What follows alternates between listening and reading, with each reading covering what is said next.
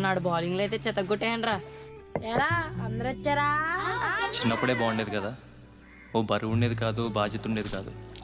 మాకు తెలిసిందల్లా ఒకటే, ఇడ్లీ మామ కొట్లో ఒకే ప్లేట్లో అందరం కలిసి ఇడ్లీలు తిన్నాం, పంపు సెట్ దగ్గర స్నానాలు చేయడం, క్రికెట్ ఆడుకోవడం, వినాయక చవితి ఊరేగింపులు, మా జాతరలో ఆటలు.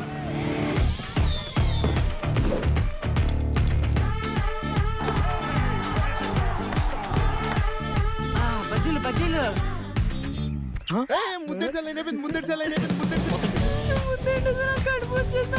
మీ సౌత్ సిటీ చూసారండి? ఒక అమ్మాయి ఆల్రెడీ అడుగుతారా? ఈ రోజు నుండి నువ్వు నా చెల్లివి. ఫ్లేమ్స్ చెప్పింది కదా.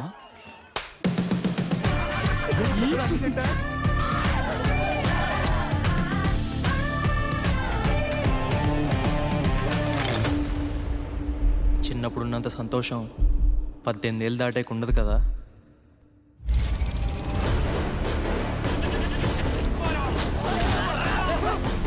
అయితే